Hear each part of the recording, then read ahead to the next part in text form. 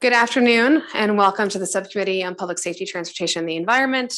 We're a few senators down, they're on their way, but we'd like to get started. We're hearing 4 budgets today: Public Service Commission, Office of People's Counsel, Uninsured Employers Fund, and Office of Administrative Hearings. We'll be going in that order. So first is PSC, and we have Samuel Quist as our analyst. Samuel, take it away.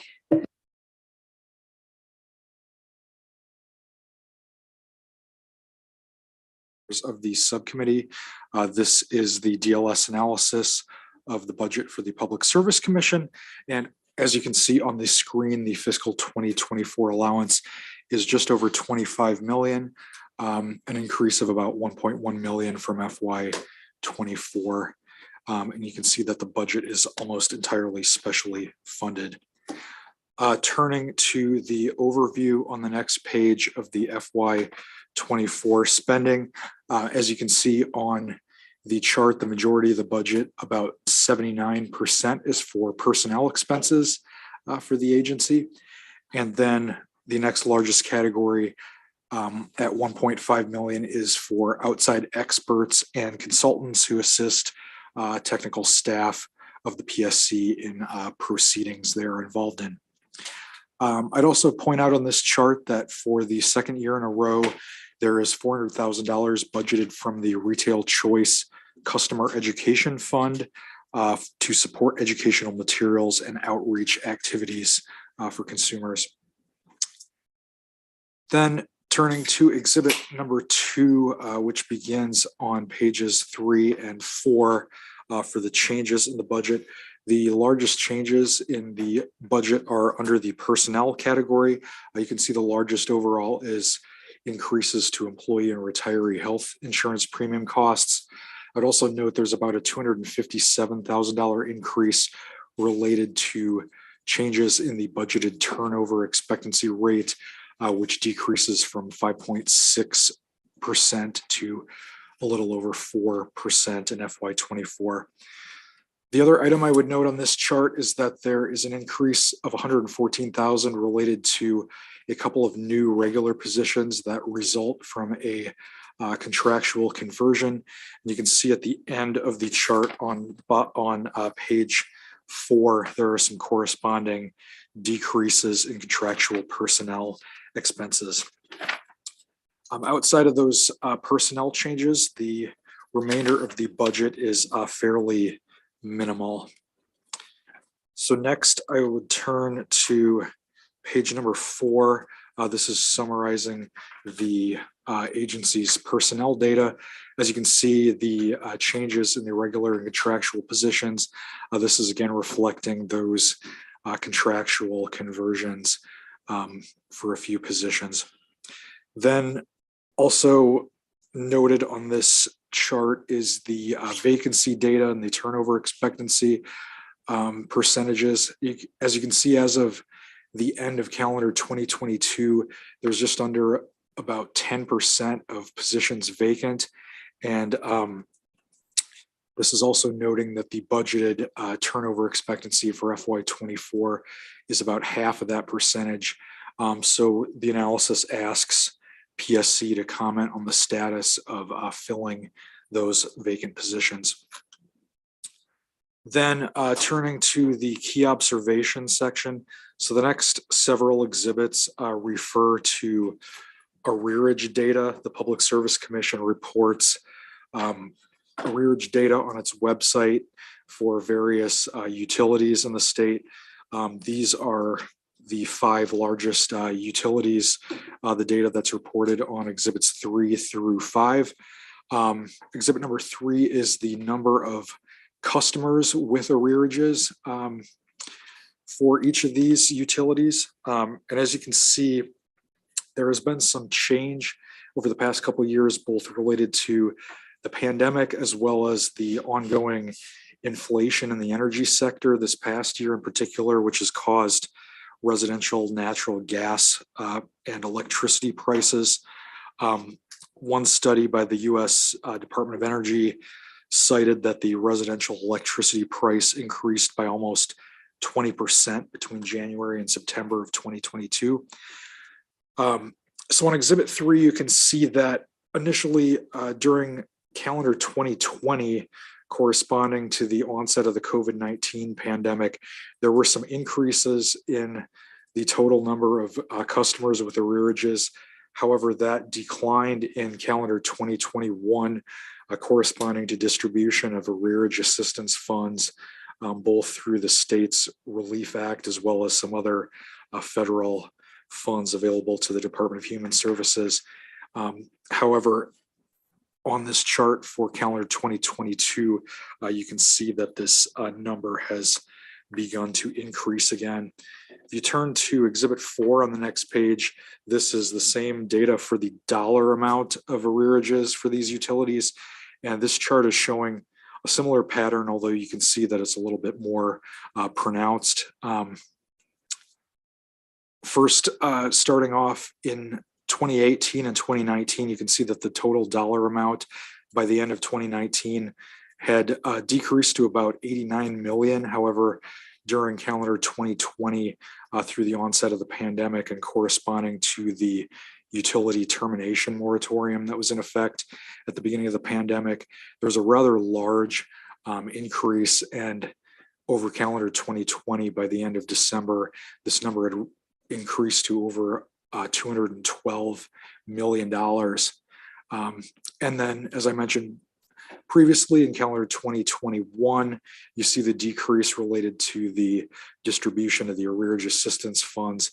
However, in 2022, there's again a decrease. And at the end of December of 2022, the dollar amount was still over double what it was before the onset of the COVID-19 pandemic.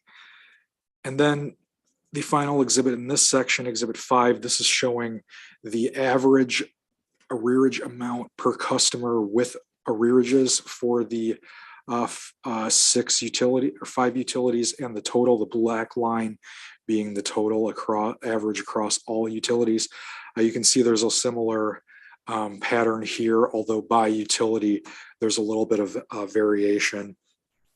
The analysis notes that there has been an increase in the average. The December 22 average across all utilities was about 21% higher than in December of the previous year. Then the second section of the analysis relates to a couple of issues that last session the budget committees had asked PSC to report to the General Assembly on. The first was the reporting of complaint data on utilities. In comparison, the PSC has reported complaint data against third-party energy suppliers since about December of 2019. However, over the course of 2022, there was a new system for complaint database management that was implemented. And in 2023, PSC began issuing quarterly reports on complaints against utilities. So this data includes both the number of complaints broken down by utility, by zip code, and the reasons for complaint issue. Exhibit number 6 is showing for the first quarter of fiscal 2023, the primary dispute issues, which, as you can see, the most common was a billing dispute followed by termination of service issue. Then the other issue that PSC reported on during the interim was related to door-to-door marketing activities by suppliers. An interesting fact, PSC has noted previously that Maryland is one of only 2 states in the nation that requires third-party suppliers to report on their marketing practices for door-to-door sales that they anticipate engaging in. And exhibit number 7 on page 11 is showing the top 10 zip codes as reported by PSC with the highest number of complaints. As you can see on the chart, 9 out of the top 10 are located in either Baltimore City, Baltimore County, or zip codes that overlap a portion of both of them. As reported by PSC, there was about 29 licensed third-party energy suppliers that reported door-to-door sales during the reporting period of November 20th through October 2022. And this averaged about 18 per month engaging in door-to-door activity. Then the third and final issue in the analysis is a discussion of Public Conference 56, which was initiated to oversee the Federal Infrastructure Investment and Jobs Act funding that's available through competitive grants through utilities. As we've discussed in previous meetings, and you are all probably aware, the IIJA included a significant amount of funding for a variety of purposes, including energy policy and funding for the electric grid. This included both efforts on improving grid resilience, encouraging innovative approaches to transmission and distribution, as well as other efforts such as cybersecurity and other technical assistance. Public Conference 56 required that the utilities report monthly on applications or activities that they have taken to access funding availability. And as through February 1st, the utilities have reported that although they have not submitted applications, they've taken initial steps to file concept papers under the DOE's Grid Resilience and Innovation Partnership to enhance grid flexibility, improve resilience of the grid. This proceeding also included an information session held in December. Also involved was the Maryland Energy Administration and a variety of stakeholders on increasing awareness of funding available. Lastly, for the DLS recommended actions, DLS is recommending to concur with the governor's allowance, and that will conclude the presentation. Thank you. Thanks, Samuel. Questions for our analyst? All right, seeing none. Mr. Stanek, welcome. Thank you, Chair Alfred, members of the subcommittee. Jason Stanek, with me is Lisa Smith, Government Affairs Director. Oh, sorry. There we go. Thank you. Mr. Quist, thank you for your recommendation and analysis. We concur with your decision. This is my fifth and final appearance before this subcommittee. Over the past 5 years, the Commission has done such wonderful things with respect to regulation of our utilities, water companies, toll roads, railroads, and so much more. We have 19 electric and gas utilities in the state. The four of you each have a little bit of the BGE service territory in yours. I would caution you, as I received recently over the past few weeks, just 150 emails from your constituents concerned with rate increases and their ability to live in Maryland. We are loading up our utility bills with so much in terms of rates for various programs. Just Friday, BGE filed with us an $80 million program for clean electric school buses. 2 weeks ago, BGE filed a rate increase of $600 million for new rates. This year, constituents in Maryland will see their utilities file over $1 billion in rate increases. As an independent regulator, we do not report to the governor's office. We care about the public interest. We've been caring more about the interest of residential ratepayers as well recently, even though that is not our statutory charge. However, these are our concerns that we have taken under our mantle. Consumer enforcement, protection of door knocking entities such as the retail suppliers that Mr. Quist mentioned. We're currently under a maximum enforcement policy, 6 months. We've issued close to a dozen cease and desist orders, 3 show cause orders. I'd like this subcommittee and the membership to know that we are on the job, and the commission is in good shape. When I arrived 5 years ago, it was rated the worst public service commission in the country, number 53 out of 53. We have 50 states, we have DC, and we have 2 states that actually have 2 PSCs. We've now received the most upgrades of any PSC in the state, receiving 3 upgrades in the past 3 years. So I leave it to my colleagues and future commissioners on this panel to carry on the good work of the PSC, but I do concur with the governor's budget allowance of $22.5 million, and happy to answer any questions from this panel. Well, first of all, Chair Stanek, let me just speak for the subcommittee if I can, and thank you for your service to the state and especially your service in improving the PSC. We're very appreciative of that. Thank you. I'll start just out of curiosity, the measurements that are used in that ranking system and where are we sitting currently? The regulatory environment, effectively the climate of regulation in the state is valued particularly by the investment community. They don't want to see uncertainty. They want a stable environment to work in order to make loans to our utilities. We're talking about hundreds of millions of dollars in loans every year. Wall Street doesn't like uncertainty. So the fact that we've had stable regulation, we've created new rate-making policies. The first time in 110 years, we now allow for multi-year rate applications. We're very efficient. We conclude all of our rate cases under the statutory period. So we've become a stable environment. Unfortunately, within the past month, the Wall Street rating agencies have placed Maryland on a watch list. I am hopeful that we don't see any backpedaling because the commission received 6 downgrades over a 20-year period, but 3 upgrades since 2018. I'm hoping that the next chairman will be able to continue that trajectory. It would be a shame if ratepayers who are already burdened with the potential of $1 billion in rate cases this year also have to pay for increased financing costs because of a perceived riskier state to do business in.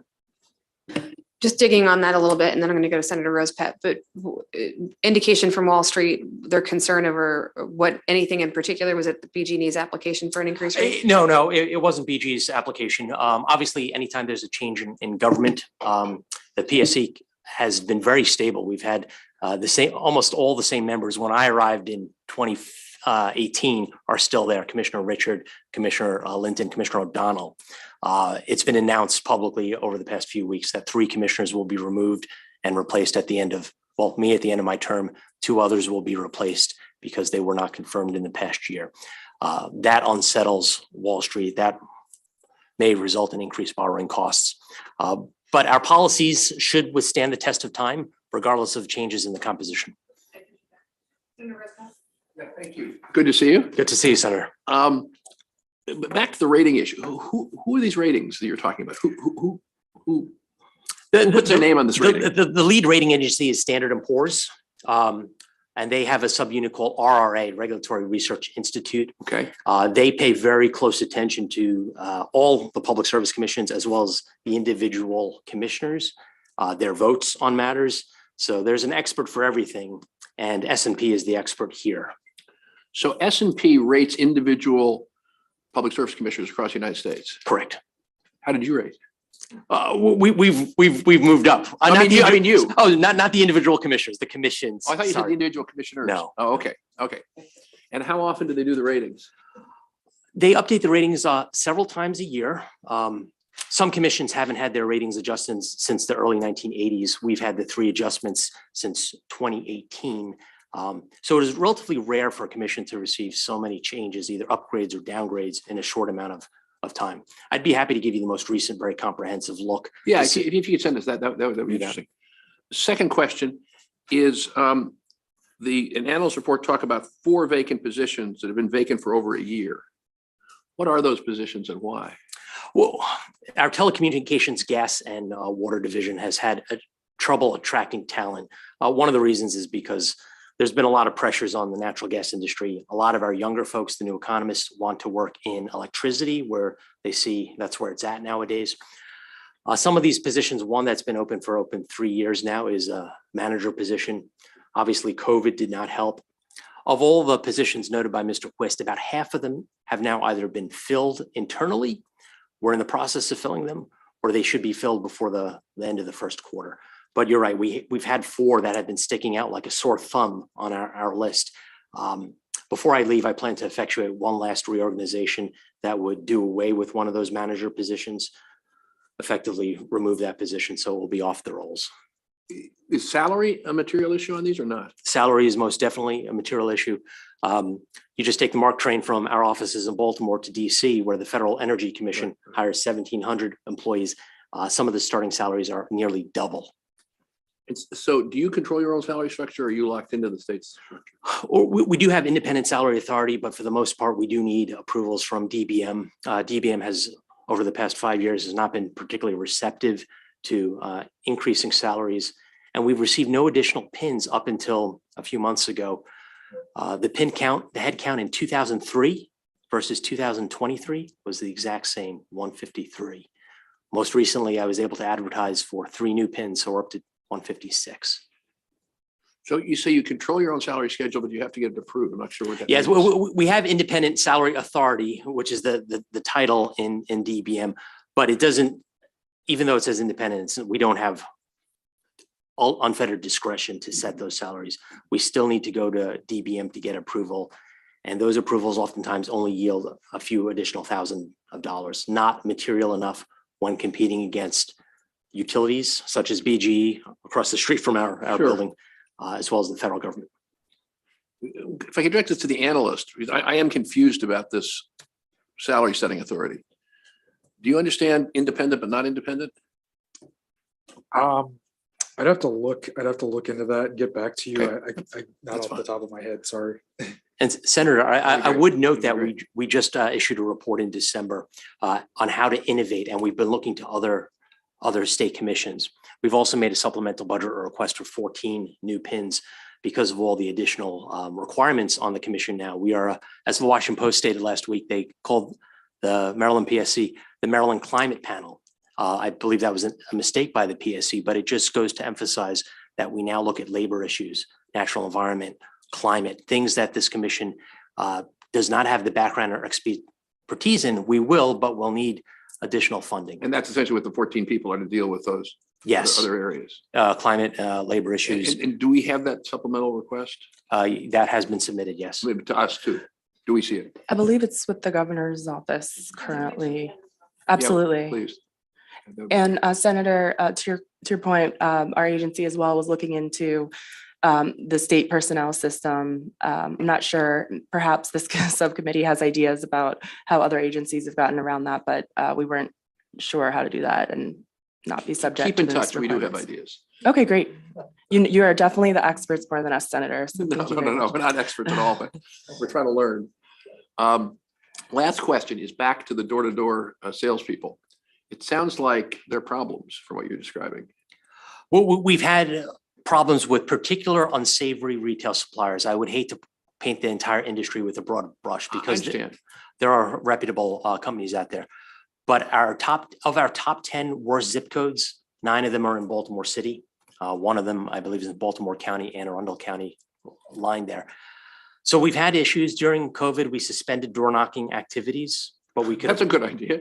But as I stated, within the past week, we've issued 8 or 9 cease and desist letters, basically stating you cannot market anywhere by any means in the state of Maryland.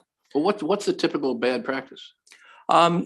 Sometimes they'll knock at the door and the senior citizen will appear with their bill.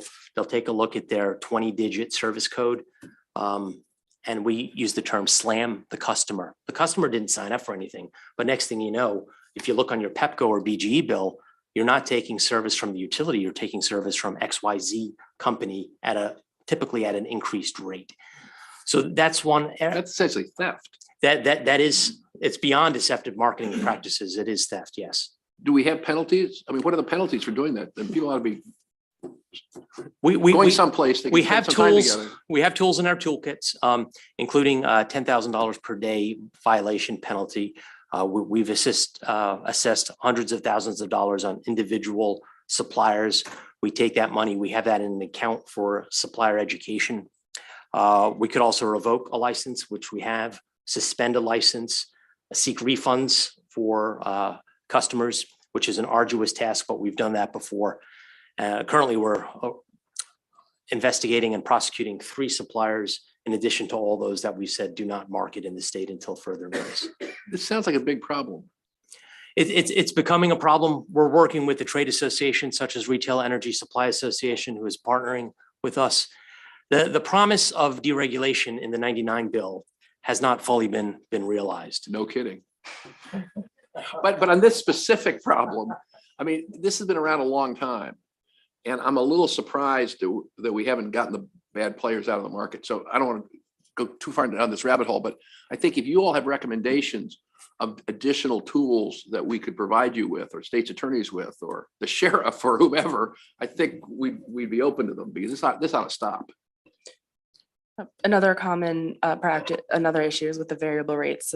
So that might be something to look at. Folks start with a fixed rate. Right, they started at a low teaser rate, 5 cents a kilowatt hour, but it's only for 3 months. And then afterwards, variable rates increase. And you have no regulatory authority over that? We do not. Rates, we have no rate authority. They could charge whatever they want. Well, but the low end and then they up you. I mean, you could have authority over that. So you gotta give people a real deal, not a Right. teaser rate and then slam them. Oftentimes and I've been a quote unquote victim here where you sign up for a good rate and you need to set your calendar appointment for 3 months from now to call them and get off the rate. It was in the contract that I signed, the fine print. So they legally did that, but a lot of people have busy lives and they forget to. No, I agree. Well, I think this is something you ought to look at regulatorily and or talk to us about in terms of legislation. So- Because we so know that problem. Can I'm I sorry, go provide ahead. a solution? Because I think this is a continuing Please. problem. We just had the same conversation with Department of Environment the other day about the fact that our fines and fees are not keeping pace with the ability to enforce. And that's not, I don't presume that that's what you told us just now, but I'm curious if you put your heads together, if you have more tools that you need from us. I know the subcommittee would like to hear about that over the interim. We will be in touch. Okay, is that Thank you, satisfying? Madam Chair. Yep. Yeah, no, that you nailed it. Okay. Senator Solling. Kind of took all of it, but anyway, it was good.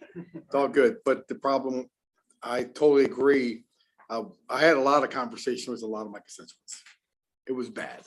They took advantage of a lot of people in Baltimore County, and they came to my door. And when I found that, I said, "You better leave the state." I was blunt.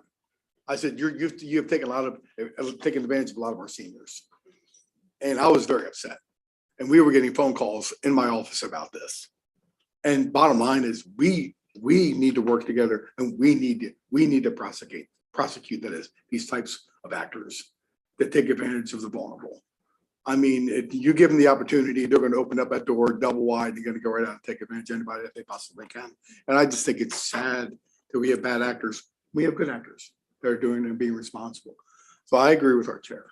Whatever we can do, Mr. Chairman, let's work together and let's punish these people that are bad actors and do the right thing for our constituents. And I appreciate that. And I thank you. Thank you, Senator.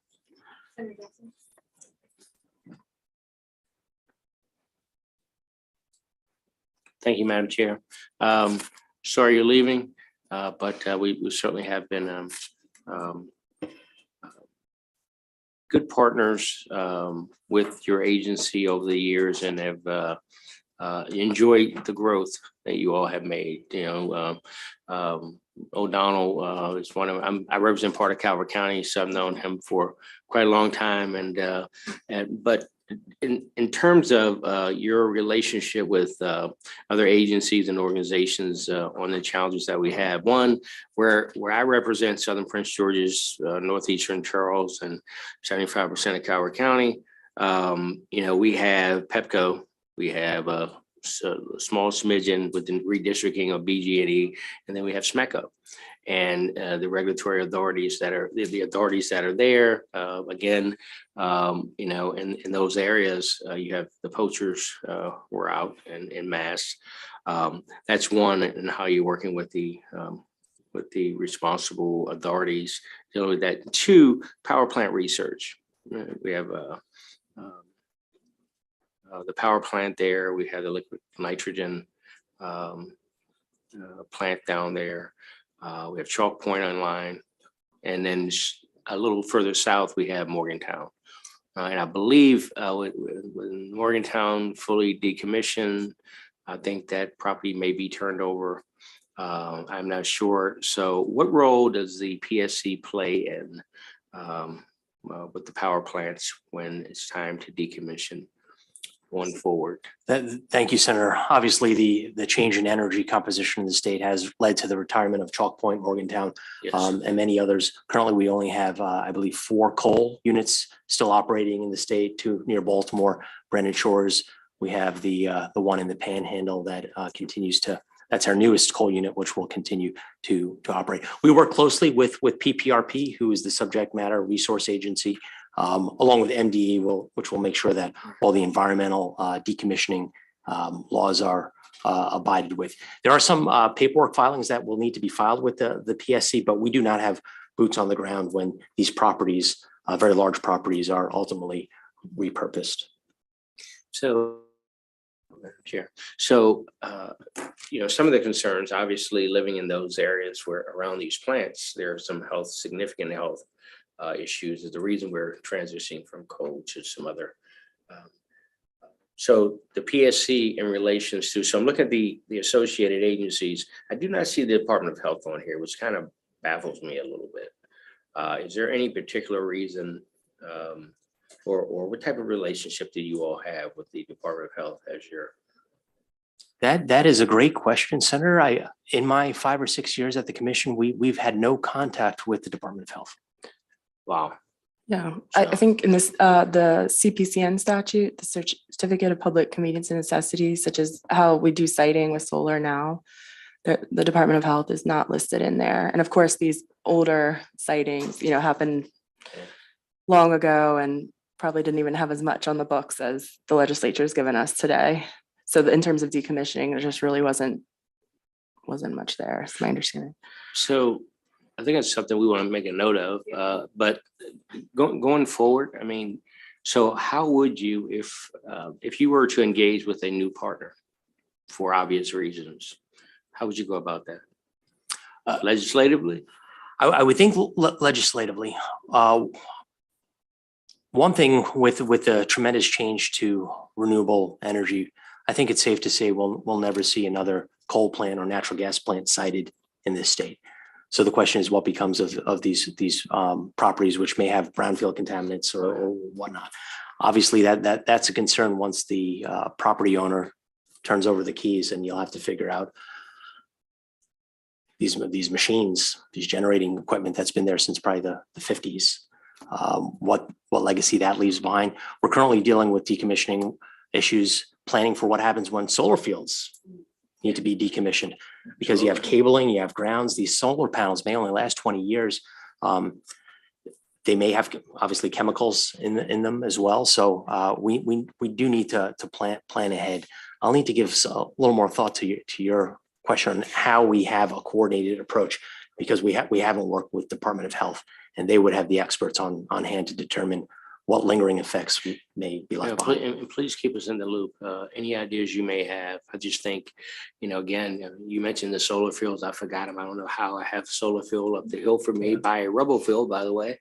That's going on, that rural in our, in the rural tier areas and where the good center for Baltimore County is, the brownfield piece was huge out at Trade Point Atlantic. So we just need to have as many folks at the table who have some input. So thank you very much. Thank you, Senator. All right, folks tuning in at home, we apologize about the video, but I believe you can still hear us. It wouldn't be our final hearing if we didn't have some type of IT issue. Mr. Chair, just kind of digging in a little bit more on Senator Jackson's question, and I appreciate you coming and having a conversation about this. Oh, that was easy. Thank you.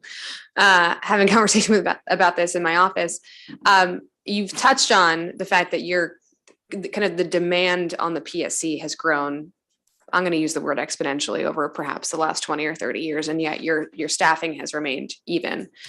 Can you just, for the purposes of our edification on the committee, talk to us about your peer institutions across other states and what their staffing levels look like? And, I hope you can't get in trouble since you're already outgoing, but perhaps what you need, what the PSC needs to fulfill its mission. I feel more free to speak. West Virginia PSC. West Virginia only has about 267 employees. They have a fraction. They have over 1 million state residents. We have 6 million. State of Pennsylvania has 500 PSC employees. State of Virginia has 700 PSC employees. We have 156. Even if you look at the District of Columbia, small with a population of about 600,000, they have 90 employees. So our per capita head count compared to neighboring states, Pennsylvania, West Virginia, Virginia, is a fraction of what our neighboring utility commissioners have. Thank you. And you mentioned that you have a staffing report from December. Is that true? Correct. And does that include all this information for us? It does. Okay. So I think that's something we're going to need to study as a subcommittee over the interim. We'll get you a copy of that Okay. report. Thank you. And then I have to ask everybody, your vacancy rate, appreciate you've been aggressive in closing it. Where would you like your successor to see that vacancy rate a year from now, inclusive of the new pins that you're receiving? Ideally, it would be somewhere in the range of 5 to 7%. We're currently at 9%. Obviously, with 156 headcount, just a 1 or 2 or 3 employees could move that. So I think we're in the ballpark. We have a lower than average turnover rate, which is good because people like the work and they stay. And we have just below state agency average in the vacancy rate. So we're in a good position. If he could get it down a few more points, that would be ideal. Seeing no further questions, any closing remarks or thoughts for us? Words of caution moving forward. My final word of caution is just affordability. No legislator in Annapolis wants to vote against a clean energy bill, but all of these bills come with extremely expensive price tags that we might not see today, but 2 or 3 years from now. It felt good to have electric school buses on the road, but it's going to cost millions, tens of millions. RPS, clean energy. We don't have any clean energy in the state. Let's be honest. We have a few solar fields. We don't have any offshore wind turbines. We have a few in the panhandle, but we import all this electricity from our neighbors, and we spend $400 million a year out of state to get those clean energy attributes. And I told people, I'm like, have you ever come home and seen a wreck on your kitchen table? No, there's no wrecks on your kitchen table. $400 million is going to out of state. So we could say we're meeting our RPS goals. I'll leave it at that. It's a lot for us to consider. We appreciate your candor. Thank you both. Thank you, members. Okay, moving on to Office of People's Counsel. Again, we have Samuel. Take it away.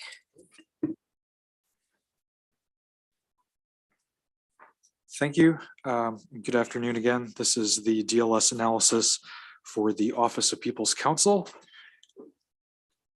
And on the screen, you can see that the fiscal 2024 budget allowance is approximately $7 million, which is an increase of about $463,000 or 7% from FY 2023. Page 2 of the analysis discusses a budget amendment that was processed in FY 23 of approximately $989,000 to support increases in consultant fees and reclassification for certain positions. In FY 23 and FY 22, budget amendments were processed related to increased operating expenses resulting from the enactment of Chapter 607 of 2021, which amended the statutory responsibilities of the Office of People's Counsel to include the consideration of climate and the environmental issues, including the state's progress towards meeting its greenhouse gas emission reduction goals. So I mentioned that because that piece of legislation in particular has impacted the increase in expenses for the Office of People's Counsel. I should also mention that piece of legislation did increase the statutory cap on funding for the office. So that provides some of the resources for the increased operations. Exhibit number 1 on page number 3 for the overview of the fiscal 2024 allowance. You can see that just about half of the budget is for the personnel expenses for the office. About 43% is for outside experts and consultants, similar to the Public Service Commission. OPC contracts with outside experts and consultants to assist staff in proceedings it is involved in. That is the majority of the budget, and shown on page 4, exhibit number 2, you can see that the changes in the budget are also primarily related to personnel expenses, and the largest change is related to the conversion of 3 contractual positions to 3 new regular positions.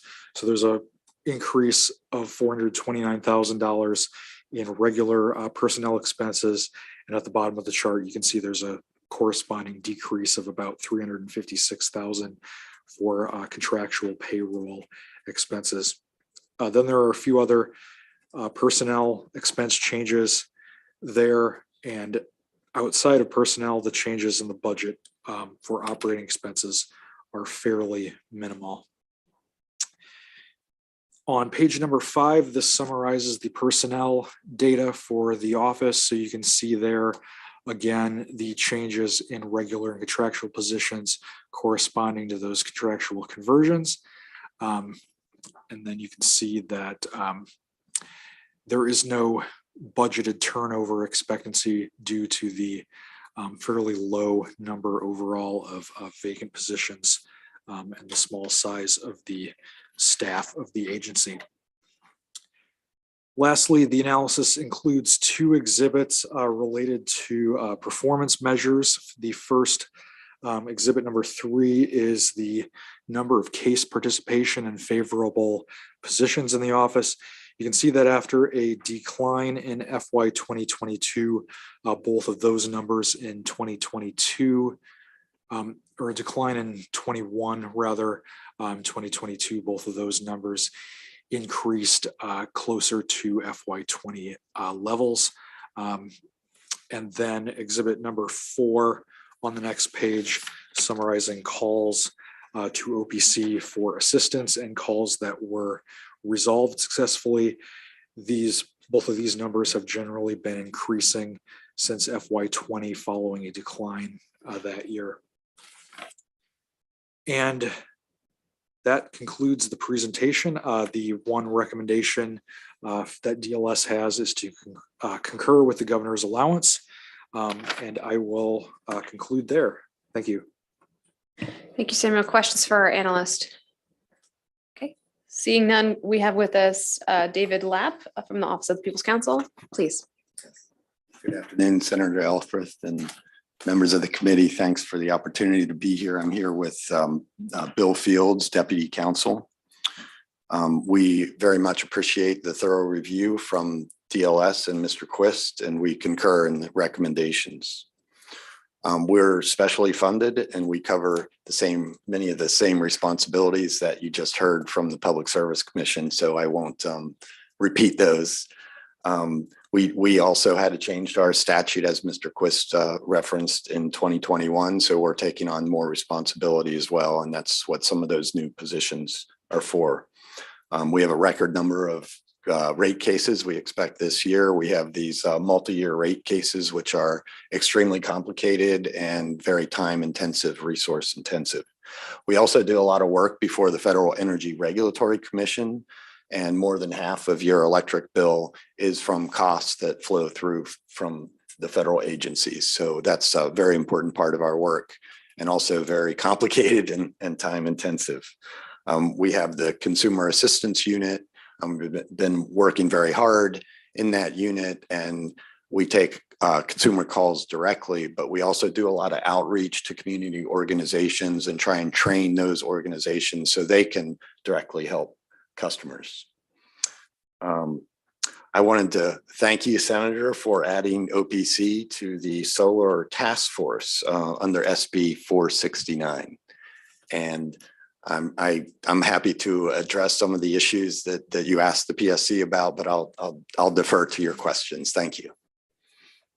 Thank you very much. I think my first question is similar to PSC. Your mission, and I dare say the demand on your office has expanded, but your staffing has not, and we appreciate the 3 pins the governor's included in this budget.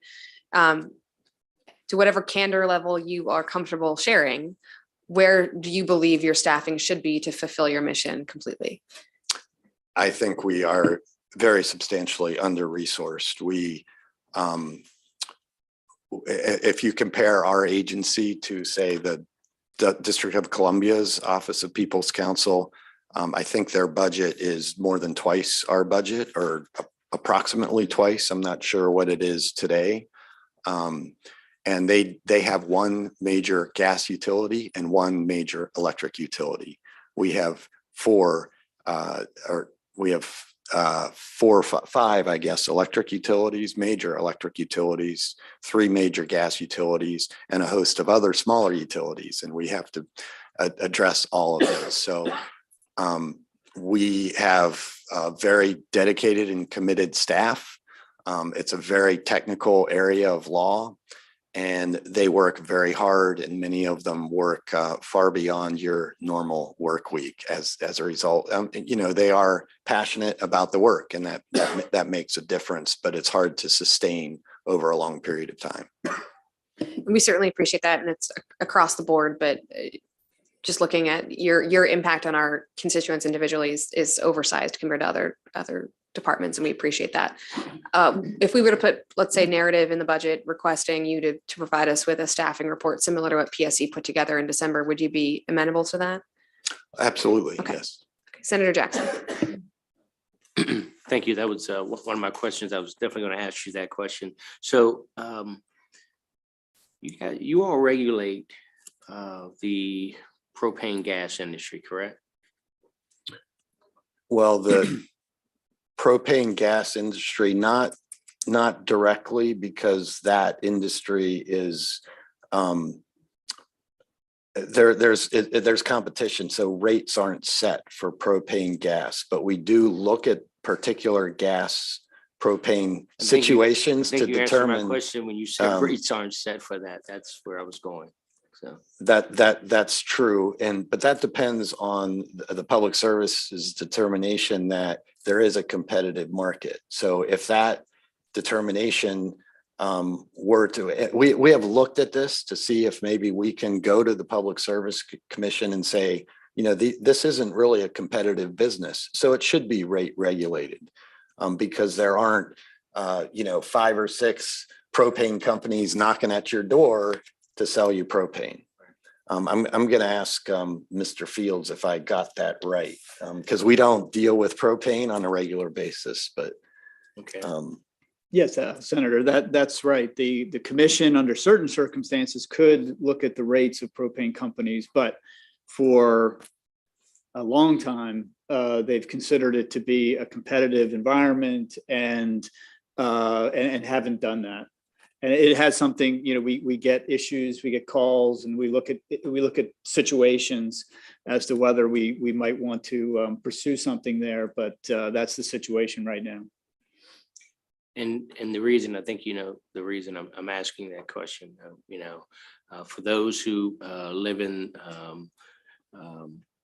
areas where you don't have natural gas, you have, and the rates over the last few years have kind of gone through the roof. And from constituents, I wonder myself, but from constituents, how do these rates go up and who's regulating these rates when there is like one? So you had, well, I'll name a couple. At one point you had United Propane, which was part of Southern Prince George and the Charles, maybe in the Calvert, not sure. I represent those 3. But then Suburban scooped up United, and, rates go. And so they're not declared, or the declaration of a competitive market is declared by whom? That would be the Public Service Commission. And I mean, we did, I've been on the job for about 2 years, and we had one situation where we looked at this very closely. We considered whether we could make a case, but we're facing an uphill battle. Of course, the Public Service Commission can on its own take up a case and decide whether that market is actually competitive or not. But we're working against a long history of this belief that that's a competitive market. And that kind of question is a very fact, and you need fact witnesses and expert witnesses, and it's a tough road. And we determined in this situation that I think it was a Western Maryland situation, but that wasn't the best case for us to do that. But it's certainly something that we would consider under the right circumstances. But ultimately, it would be the PSC that makes the decision. I do appreciate that. I did not ask the question to them because the notion of thinking that because it wasn't, I shouldn't have assumed that it wasn't a competitive market, because if you look at the areas, you wouldn't believe that it is. And so we'll continue to talk about that. Thank you. gentlemen. And my apologies for not being here for the conversation. You may have covered this, but I want to get up to speed on the question that I asked the PSC about these door-to-door companies that are ripping people off. How do you interact with that set of problems, if at all? Oh, we are very involved in the retail supplier cases. We have filed a number of complaints with the commission about retail suppliers. And we have, in those complaint proceedings, we have carried a whole lot of the water in terms of putting on evidence, experts and others to prove violations of whether they be Maryland regulations or the State Consumer Deceptive Practices Act, telemarketing practices, door-to-door, all those. So we have been very vigorous in pursuing those cases. And we have taken a number of those cases. I think we have 3 or 4 up on appeal right now, where often those cases we are defending in part. We are defending the commission's findings of deceptive practices, but we are also appealing the commission's decisions on remedies and relief, because we do not believe that the remedies that have been in the commission's orders are sufficient to deter the conduct of those providers. And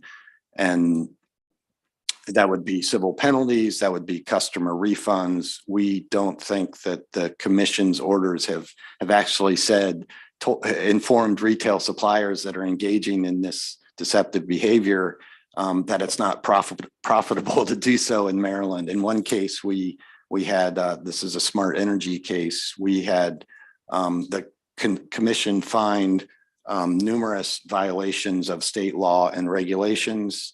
And in this case, it did order customer refunds. It delayed the decision on civil penalties.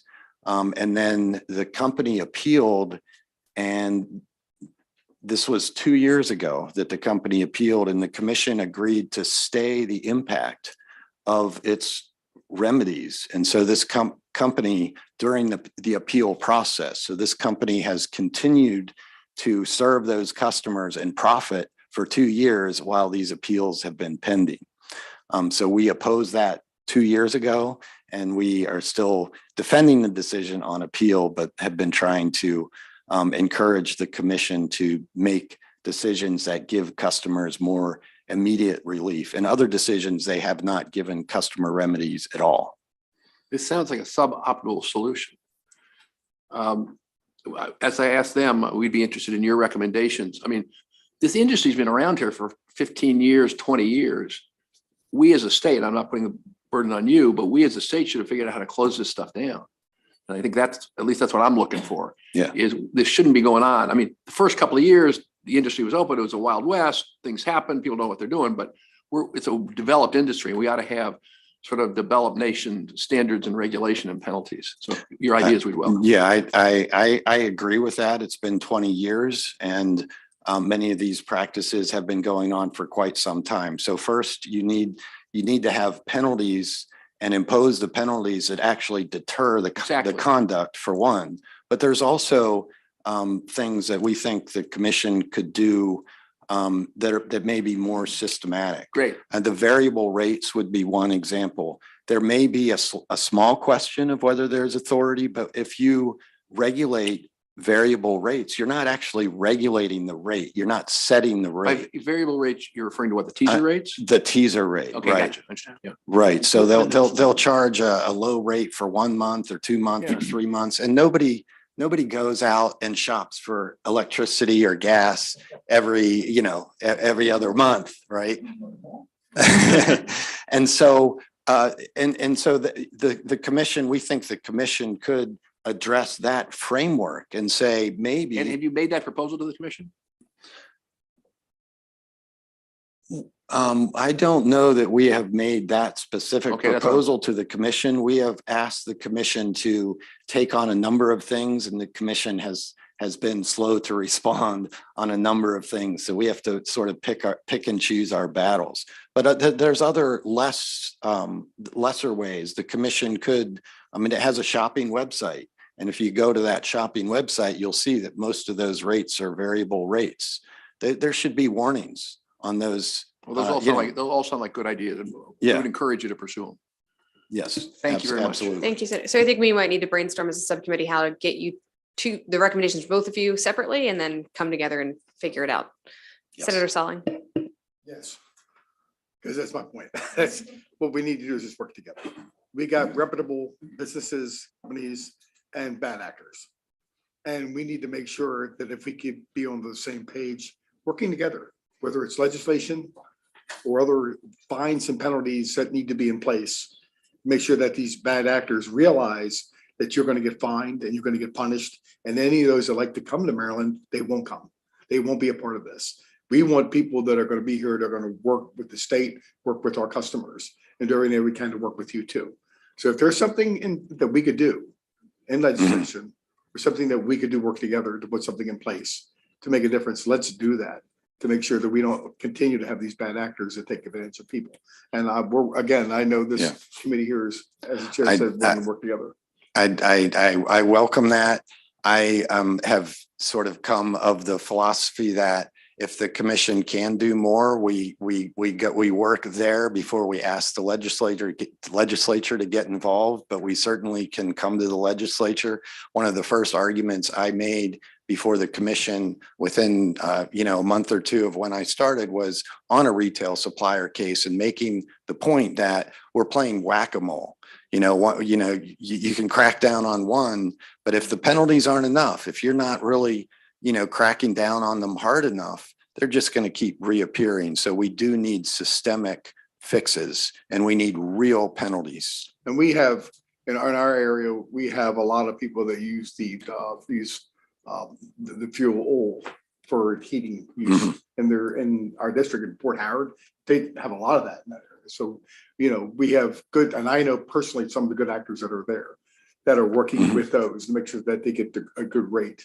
And so we just want to make sure that if there's any other areas that we need to work in, to make sure that, again, there's not bad actors.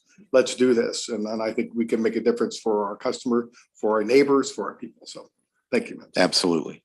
Thank you. And Samuel, do we know where the current fines and fees go? Is it just to the general fund or is it in any kind of dedicated purpose? I think.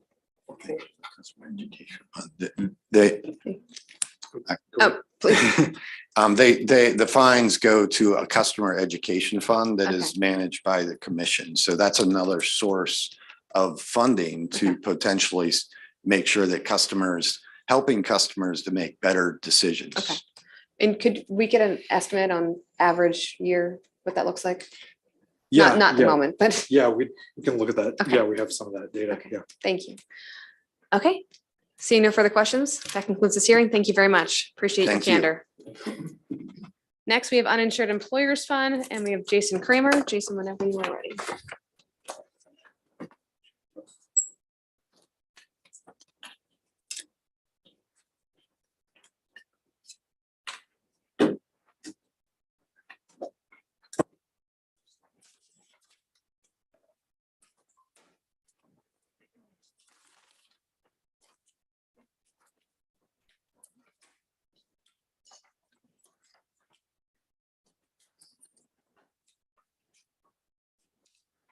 Thank you, Madam Chair. My name is Jason Kramer, and I'll be presenting the analysis for the Uninsured Employers Fund. The UEF pays workers' compensation claims to employees whose employer does not properly compensate them for workplace injuries. The agency is funded by an assessment on workers' compensation awards. Starting off here on page 1, you can see the allowance for fiscal 2024 increases slightly to $5.6 million. Exhibit 1 shows how those funds are broken down. 60% of the allowance is for a contract with a third-party administrator, with most of the rest for agency personnel. Going to the first key observation, Exhibit 3 on page 4 shows that the fund balance increased slightly in fiscal 2022 to $8.6 million, but is expected to decline in both fiscal 2023 and fiscal 2024. Exhibit 4 on page 5 shows estimates of the fund balance through fiscal 2030. An actuarial study performed by Pinnacle in 2020 projected insolvency of the fund by 2030. However, current trends show a slower than expected decline in the fund balance, although it is still trending downward. And DLS has asked the uninsured employers fund to comment on plans to stabilize the fund balance. The final thing I'll discuss is audit findings. The legislature restricted funds last session pending a certification from OLA that UEF is working towards a resolution of audit findings from September of 2021. UEF has provided information to OLA, but at this time, OLA has not been able to review, and DLS has just asked UEF to comment on its plans regarding the audit findings. DLS recommends concurring with the governor's allowance, and with that, I'd be happy to take any questions. Thank you, Jason. Questions for our analyst? Senator Jackson? Yes, thank you. Jason, I don't know if I've asked this question before. Is there a training component that has the OLA or any other entity recommended a training for some of the agencies? So folks are get injured, there's no insurance that's supplied that's associated there. Is there an umbrella for training, or would that be a case by case? I'm not that I'm aware of. Okay, thank you. Thank you, Senator. All right, so we have Michael Burns, the Executive Director of UEF. Mr. Burns. Thank you, Madam Chair. Distinguished senators, it is a pleasure to be here with you this afternoon. As Mr. Kramer pointed out, the Maryland Uninsured Employers Fund exists to protect workers whose employers fail to obtain workers' compensation insurance or were self-insured and have gone bankrupt. We are 100% self-funded. 80% approximately comes from an assessment on most workers' compensation orders, and approximately 20% comes from recovery of funds from uninsured employers. Briefly, how this works is as follows. Someone will get injured at work. Their employer does not have workers' compensation insurance. Now, they are required almost invariably to have that insurance. Now, there are the folks who don't have it because they don't know they have to have it. There are those who think they have it but don't. And there are some people who are apparently told by their insurance brokers they don't need it. Then there are the people who are the large predominant group here, which are people who are deliberately, and businesses, refusing to get workers' compensation insurance because they don't want to pay for it and they don't want to cut into their profits. So they know what they're doing. They do it deliberately. So their worker gets injured. Eventually, the worker will file a claim with the Workers' Compensation Commission. That's where we come in. These cases can take anywhere from a couple of months to a couple of years to do. You're dealing with many people who, since their company doesn't have comp insurance, they're not being actively cared for. So we sometimes, if the claim is obviously we're going to get hit with it, we will take over in that case. So they are taken care of because that's what we do. We take care of injured workers and their families. The commission will eventually issue an order. They'll order the uninsured employer to pay. Almost invariably, they won't. And then we have to enforce the commission's order. And we go about that both civilly generally and criminally in selected cases where we can win. You have to remember, in a criminal case, the standard is beyond a reasonable doubt and to a moral certainty. So these are not easy cases to prove at that level, but we do now, after having initiated it in 2017, to go after these cases criminally. It is difficult to explain what we do except to tell you we're an insurance company that doesn't choose our clients. People get hurt, we get their cases.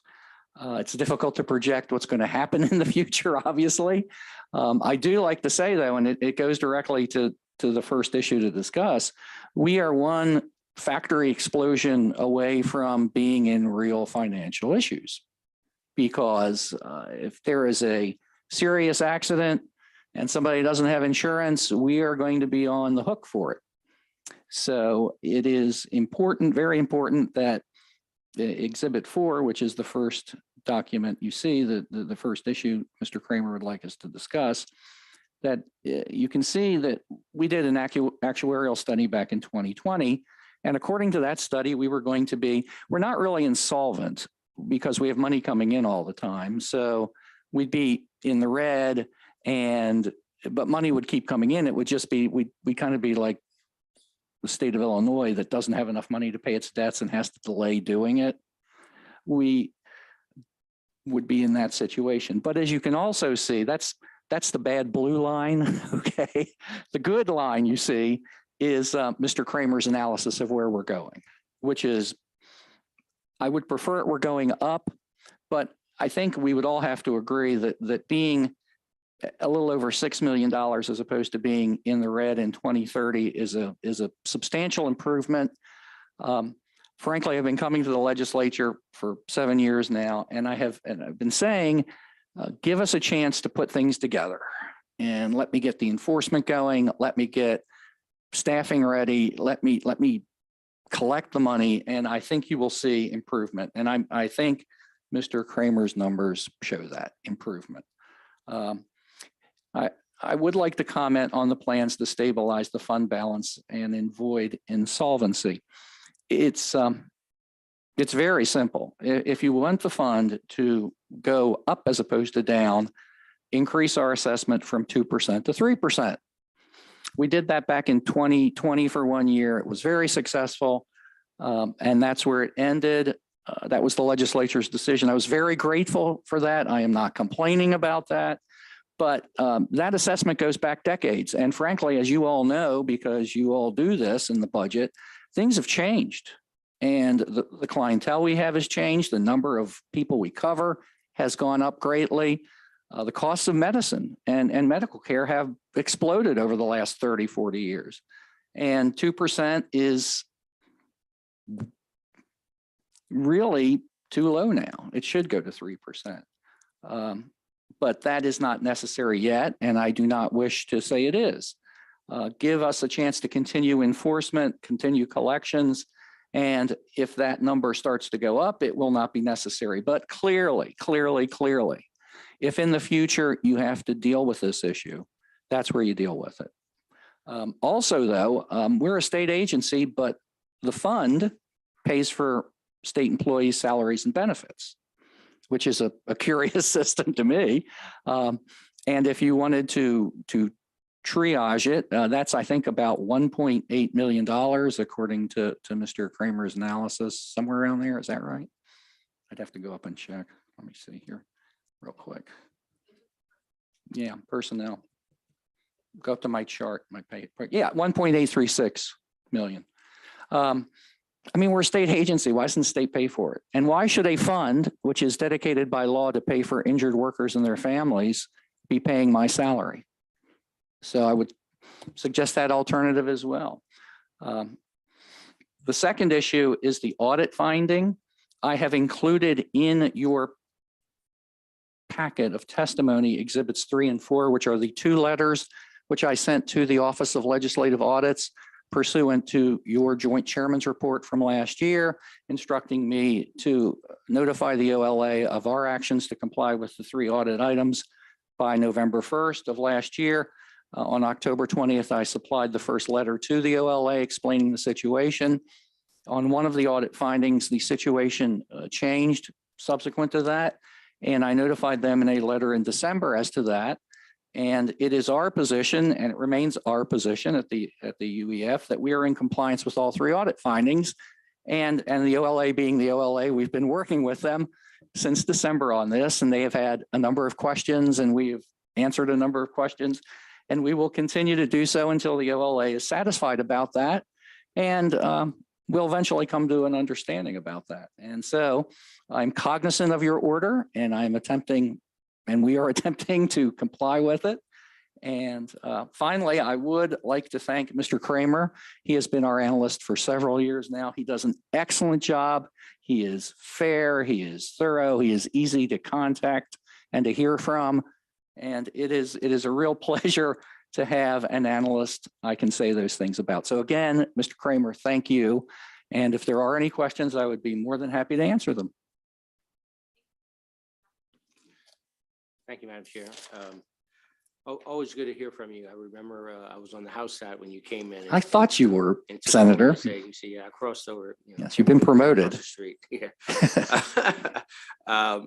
Quick question for you. So demographically, the type of businesses that is there a document you can send to us if you don't know off the top of your head? Demographically, what types of businesses you see more often who aren't carrying this insurance? That's easy. Construction and landscaping. All right, cool. And they're dangerous, Yeah. very dangerous. That's, Very much. you know, it's, we have two major businesses that went bankrupt. We also, there's a part of the statute, if a business is self-insured and it goes bankrupt, we take up the slack and pay for those insurance, those workers.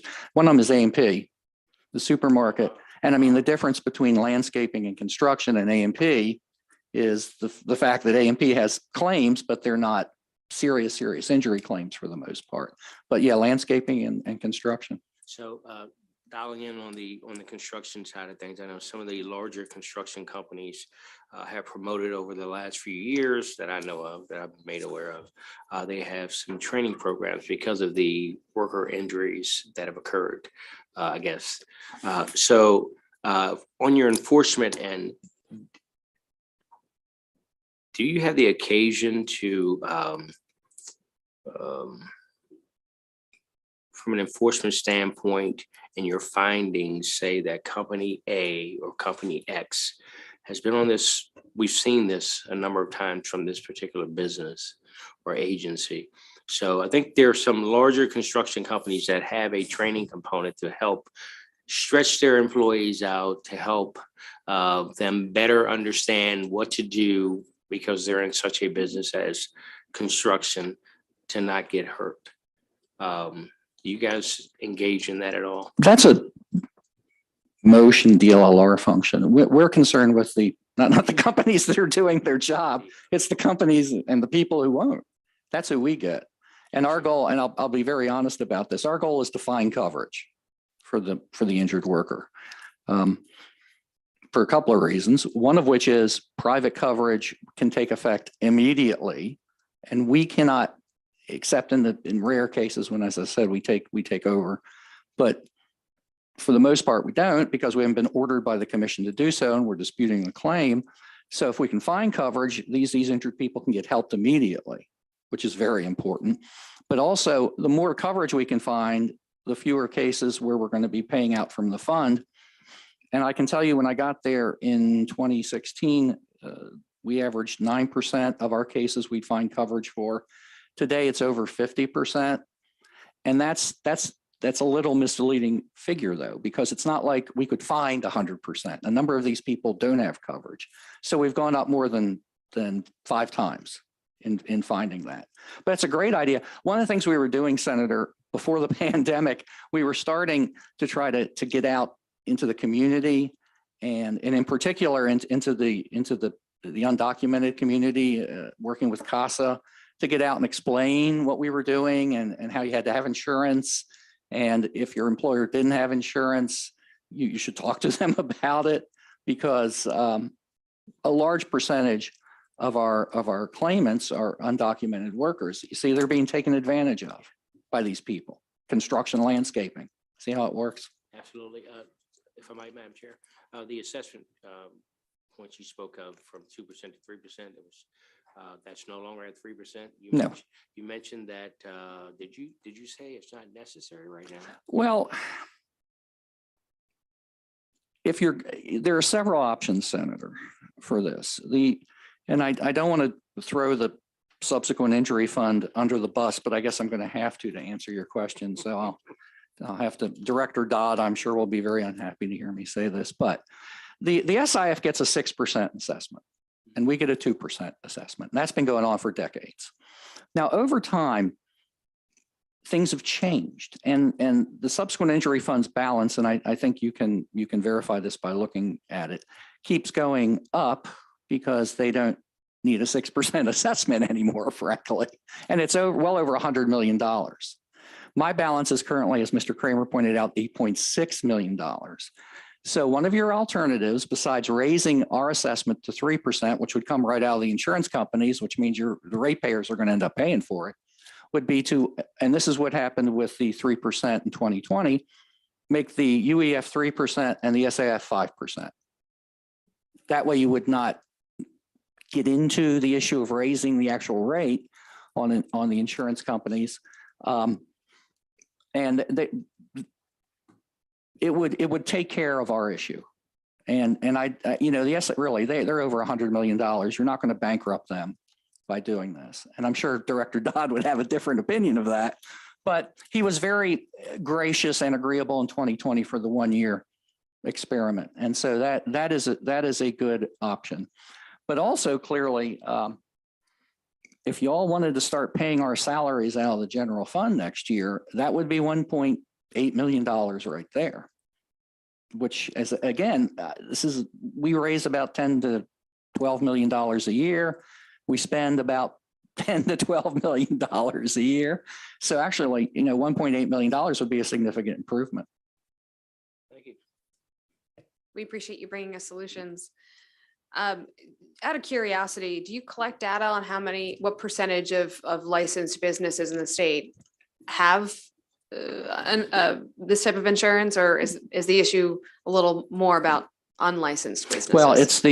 Well, Madam Chair, the answer to your question is that's a function of the Workers' Compensation Commission. They're the big kahuna in all this. And the data they keep would be the place to look for that. Yeah, we get involved when somebody gets hurt and there's no coverage. Mm-hmm. And so it's not Whiting Turner or something. Okay. Right. We're not dealing with the real companies, because they are as anxious, and I will tell you this, they're as anxious to have people with coverage as we are. Mm-hmm. Because the reason they do it is so these people can undercut legitimate businesses, mm-hmm. so they can get the jobs. And so, there is a group of people we're talking about who aren't nice, which is why we were very aggressive. Mm-hmm. And unlike apparently the Public Service Commission, I want to knock them, but look, if you're not obeying the law in Maryland, that's it. Right. And I will work with people. I will tell you all, I am very agreeable to payment plans. I will do show me the money. Right. But we enforce the law to protect these people. And I'm sure the industry would be happy to see anything you all could do to help. Right. On that note, and we'll work with Workers' Compensation Commission on kind of an overall picture, just a better understanding. But do you see repeat offenders? Yeah. And do you collect that data and report it anywhere? Do we report it? No, but we keep track of it. We're a very small agency. Yeah. I always laugh when I hear about these bigger agencies. I've got 5 attorney generals and 6 full-time staff people and a couple of temps, and it's me. Mm-hmm. So actually, if it was getting collected, and it would be me doing it, okay. And that would require us to go through every case we have, mm-hmm. and do it. But I will tell you this, Senator, and I will. In 1983, when the statute got established, we had the authority criminally to prosecute. For some unknown reason or reasons, until I got there in 2016, we never sought from the governor the authority to do it. So one of the first things I did was get that. Okay. So one of the things we look to, mm-hmm. when it comes to criminal prosecutions, I'm not going to go after everybody, because we do hundreds of cases a year. That dog ain't going to hunt, mm-hmm. frankly. What we can do is focus in on these repeat offenders, and we go after them. There's a 2-year statute of limitations. So when I got there and got the authority, the past, most of it we couldn't do, but we do it now. Okay. And we have criminal cases we engage in all the time. Okay. Well, let's continue this conversation in future budget Sure, years. Be happy to. But I think to your point, it's a couple rotten apples here that are really Yes. creating the most havoc on our community. Could I give you another idea? Sure. Since we have a new administration, I'll take a shot at this. I went to a conference, and the state of Kansas, you're talking about fees and fines and all that. I think they're great. I'm a big believer in them. I went to a conference in Kansas of all places in 2017. And in Kansas, if you do not have insurance and you're found not to have insurance, you pay either $25,000 or 1 year's cost of insurance, whichever is higher. In Maryland, if you don't, you get a fine up to $10,000. You got to pick your battles. I used to be in the legislature, so I know I can't do everything. Right. So, but if you wanted to really go after the bad guys, that would be great. Could you, similar to what we asked of folks before you in Department of Environment last week, could you provide us with some options Sure. in terms of how to actually meet the moment here and make sure our bad actors are truly, that the penalties are strong enough to deter behavior as they were intended? And perhaps we can figure out when the last time we've even increased that. I'm sure it has not kept up pace with Okay. inflation or cost of living or anything like that. Or to your point, the rising cost of medical treatment. Okay. Senator, I would be delighted to do that, We actually. appreciate having options on the table. Absolutely. Senator Rosepip. Thank you again. I apologize for not being here for your initial presentation, but it's good to see you, Delegate. Good to see you, And I'm glad Senator. to see you maintain the same law and order, fiscally prudent principles that you had when you served in the House. I just really have one question. I'm totally on board with all the things you've been discussing. What I don't understand is why did we go to 3% in 20 for 1 year and then went back? It was a compromise. I put in, the administration put in the legislation to make it 3 and 5, and the House Economic Matters Committee thought 1 year would be good. And I took yes for an answer. I see. Okay. No, I get it, But I did put the bill in the next year because of the COVID. I of course got it during the COVID shutdown. So the numbers were not what we expected. So I asked for another year, and the House Economic Matters Committee felt that wasn't a good policy, which, fine with me. And it's sat there since. okay. No, I just want to get the context of it. Mhm. Thank you. Thank you, Madam Chair. We appreciate everybody's being candid today for a final budget hearing. We appreciate the options and solutions and your thoroughness in giving them to us, and we'll continue to work with you. Okay. Thank you very much. Thank you very much, Senator. I'll get that information to the committee. Great. Finally, our last budget of the year is the Office of Administrative Hearings. Last but not least, we have Jacob Polakov with us again.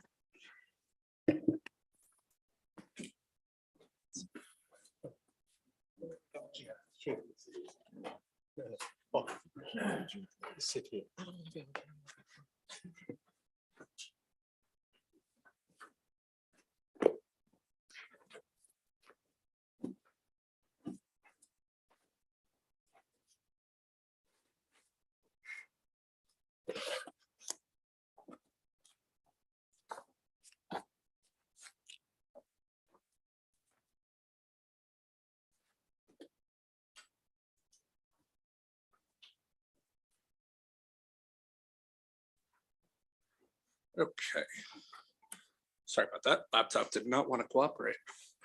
Thank you, Madam Chair. Honored to be the last one of the season for you. The Office of Administrative Hearings was established to provide an unbiased and objective forum for contested cases involving state agencies. As such, it is an independent unit of the executive branch and is one of the largest central panel agencies in the nation. Its cases originate from approximately 30 agencies that reimburse OAH based on the proportion of time that it spends on their cases. Homeowners who are subject to foreclosure may request mediation with an OAH mediator as well.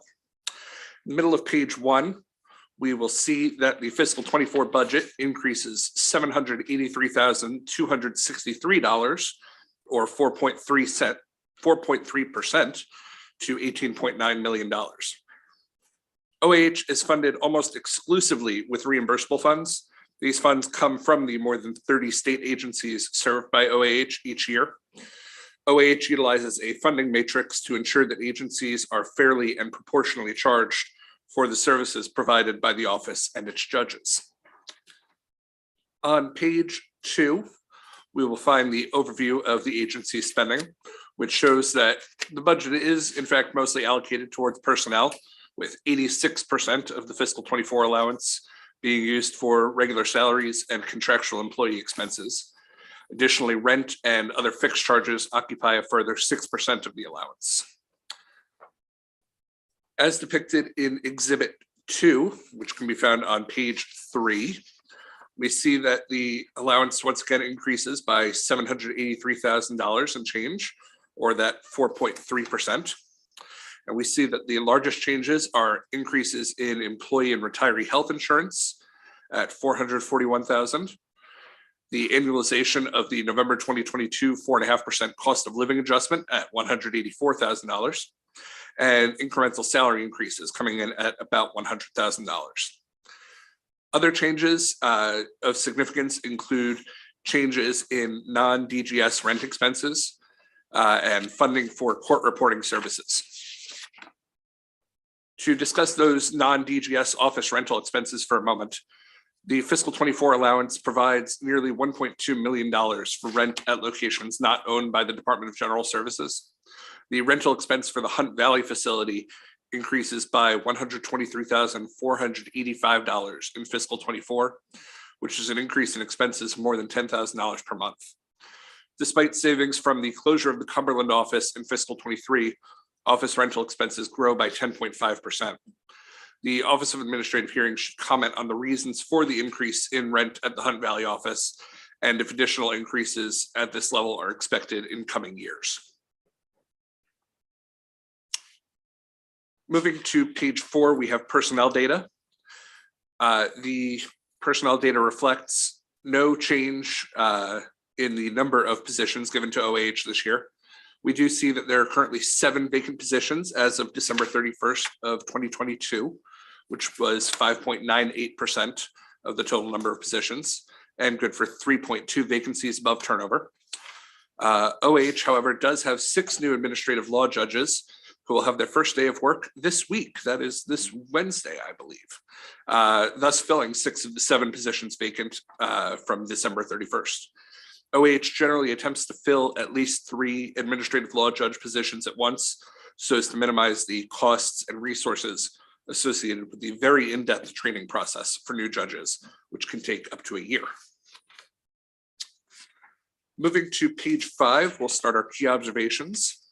And we will see that the first discusses the managing for results evaluation. Each year, OAH hears cases, thousands of cases from more than 30 state agencies. In fiscal 22, OAH disposed of 28,219 cases. This did represent a decrease of 4,704 cases from fiscal 2021, which is mostly due to a problem experienced by the Motor Vehicle Administration, which converted to a new database in September of 2021. And the resulting data conversion issues with their new system caused delays in the transmission of MVA cases for about 9 months. Exhibit 3 on page 5 displays changes over time in the number of cases disposed by OAH each year. So 2022 we see does represent a decrease from every year between 2018 to 2021. This is not an uncommon phenomenon. Each year, OAH experiences some fluctuations in the number of cases it receives from agencies.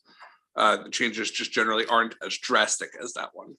A smaller example is seen in fiscal 2022 in the number of Department of Budget and Management personnel cases disposed, which increased from 415 in fiscal 21 to 585 in fiscal 2022. As we see in Exhibit 4 on page 6, we also have the Maryland Department of Labor cases rising from 338 in fiscal 2021 to 396 in fiscal 22. The majority of OAH's cases come from the Maryland Department of Health, Department of Human Services, and the MVA, and data regarding the number of these cases disposed per year, along with all other cases disposed, may be found in Exhibit 4. In fiscal 2022, all tracked case types except for foreclosure cases saw a decrease in average case processing time. This increased efficiency across most types of cases resulted in the average case processing time at OAH decreasing from 67 days in fiscal 21 to 46 days in fiscal 22.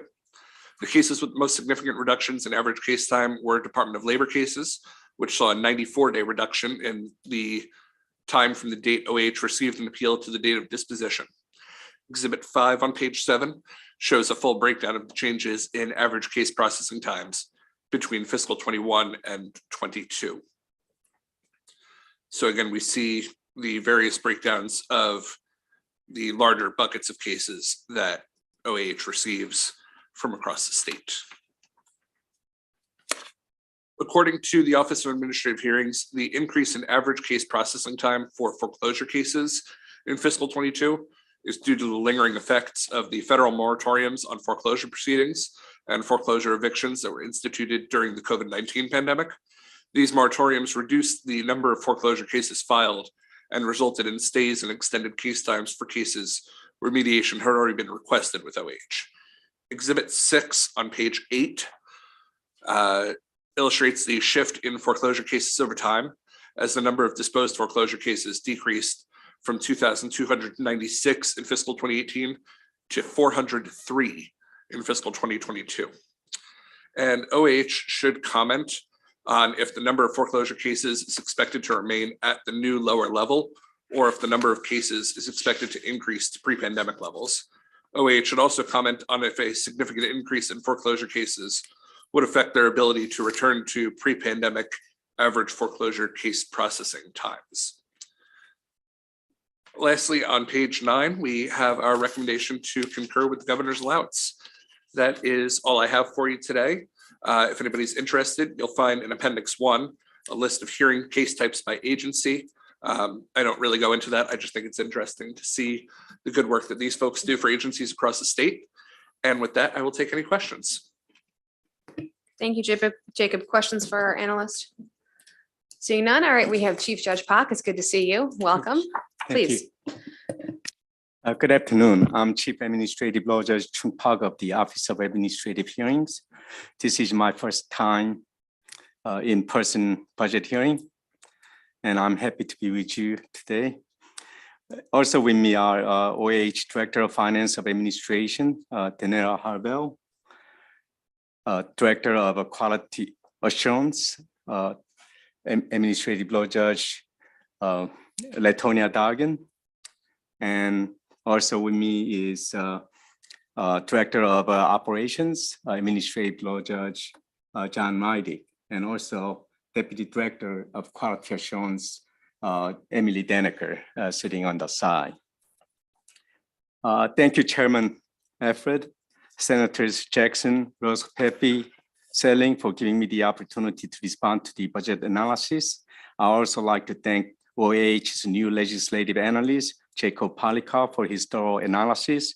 Jacob came to our Hunt Valley headquarters on November 29 to receive an overview of our agency and meet members of OAH's management staff.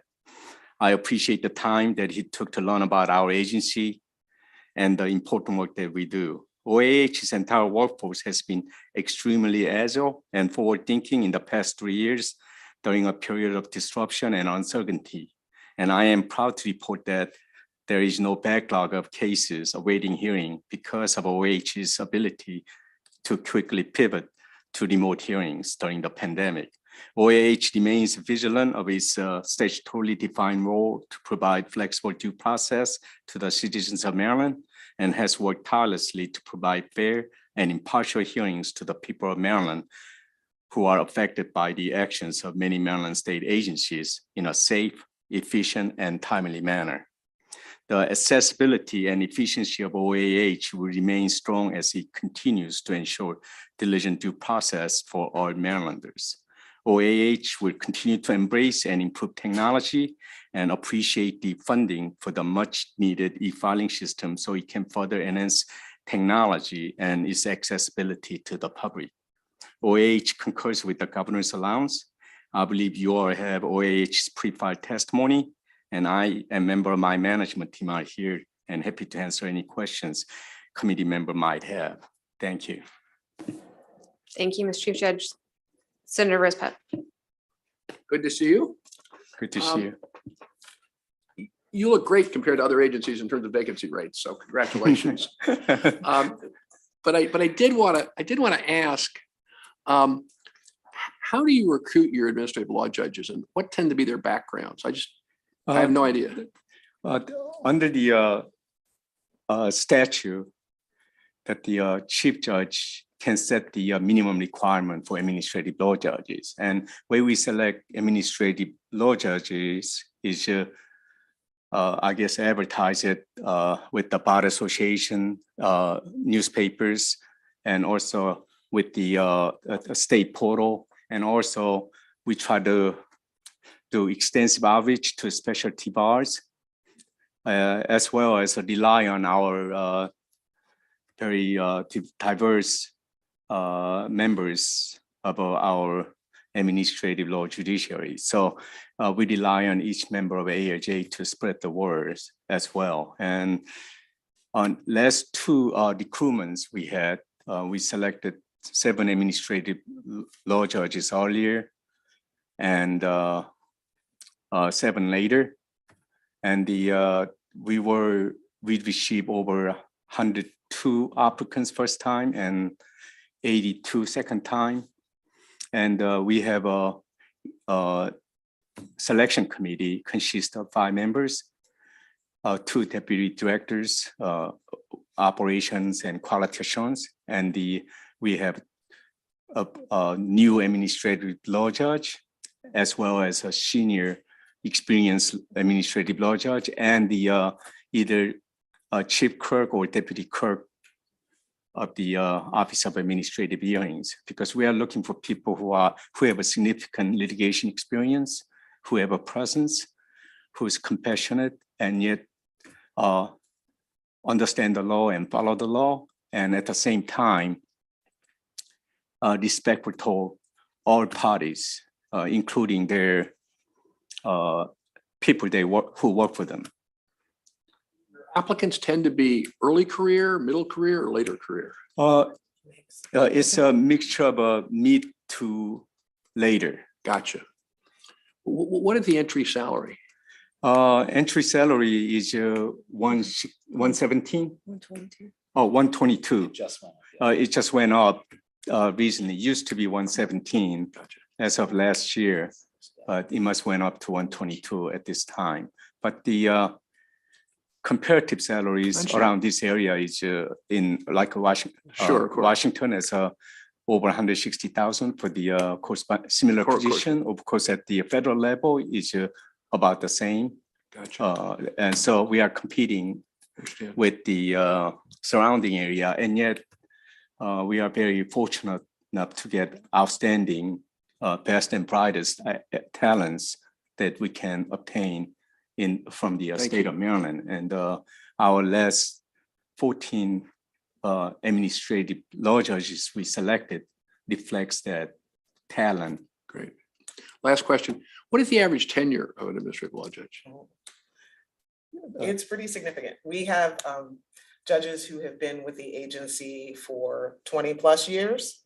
I'd say probably the average is around there, honestly. Wow. Yeah, so the agency was founded in January of 1990, and the last original administrative law judge did not leave us until November of 2020. Yeah, I've been there for 19 years. Yeah, we have a really committed, outstanding administrative law judges who care about serving the people of Maryland. And the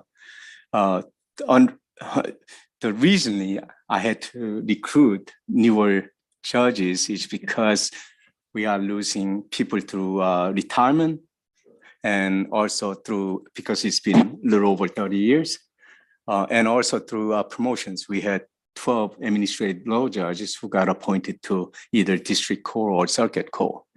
And of course, we lost some to the federal level. Thank you, Senator. Chief Judge, first of all, let me congratulate you on the clearance times and the improvement over the last year. That's impressive, and we greatly appreciate it. So number one, thank you. I am concerned, as Jacob pointed out about the rent increase at Hunt Valley, and appreciating the market is what the market is, but how can we better control for rent costs? Because that's a significant jump. First of all, in terms of a lease agreement, it's the Department of General Services who negotiate on behalf of OAH to come up with the lease agreement. So we have limited or almost no input as to rent control. And Second, second of all, that that office, we've been in that office since 1996. And it is retrofitted to provide 20 hearing rooms and offices for judges, staff members, and it houses our IT, our finance, and our clerks. So to find another place, initial costs will be substantial. But I was told that the Department of General Services started negotiating about 18 months ahead of time. So the Department of General Services probably is in better position than we are about how to have a better rental control than we do. That's helpful. Thank you. Do we know the term of the lease? 10 years. 10 years at this rate, so there shouldn't be an increase next year. I think it's supposed to increase by 0.05 cents per. 50 cents. 50 cents. Per square foot a year. Yeah. And you have the time, the We've cost discussed out. it Okay, offline. okay. We appreciate that. Seeing no further questions, thank you to you and your team. And you the honor of being our final budget before the subcommittee, but greatly appreciate your time today. Honor is ours. Thank you. Thank you. All right, team, that concludes our hearings, but stay tuned for everything that comes next. Yes. Okay, thank you.